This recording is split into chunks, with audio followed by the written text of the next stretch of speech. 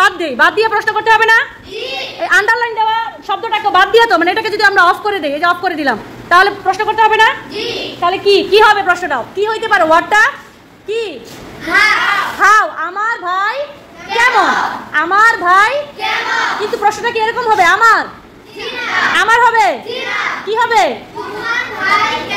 My brother is strong, মানে আমার ভাই অনেক শক্তিশালী।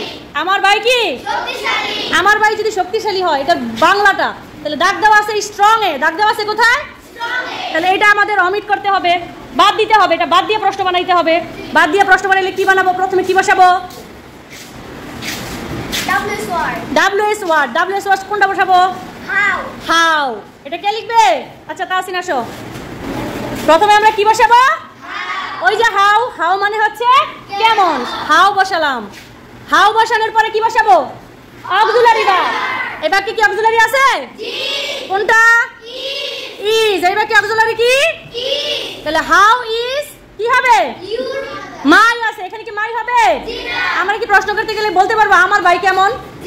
মাই থাকলে কি হবে? ইউর। মাই থাকলে কি হবে? লেখো হাউ ইজ ইউর। তারপর বাকি রইল কি? বাকি আছে কি? ব্রাদার। বুঝতে পেরেছো?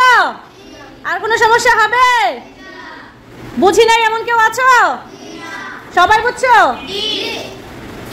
কনফিউশন দূর হয়েছে? এটা তো একটা কনফিউশন ছিল না, কি হবে? এখন এই বাক্যটা কি আছে? He is good at sport. He is good at sport. এটা বাংলা কি? সে খেলাধুলায় অনেক ভালো। খেলাধুলা অনেক ভালো। এখন দাগ দেওয়া আছে কোথায়? দাগ দেওয়া আছে কোথায়? তাহলে গুডটাকে বাদ দিলাম। বাদ দিয়ে কিভাবে প্রশ্ন করা যায়? বাংলায় করো আগে। সে খেলাধুলায় কেমন, তাই তো? সে খেলাধুলায় কেমন। তাহলে এখানে WS ওয়ার্ড কোনটা পাইলাম? হাউ। কে লিখবে? রিফাত আসো। হাউ এর পরে কি বসাবো? WS ওয়ার্ডের পরে এখানে আছে কোনটা? Auxiliary is. আমরা তো জানি am is are was were অক্সিলারিতে বসাও। How is. তারপরে বাকি অংশ কি আছে? কি আছে? He. How is he at sports. বাদ বাকি যা আছে তা লিখে দিব। লিখো।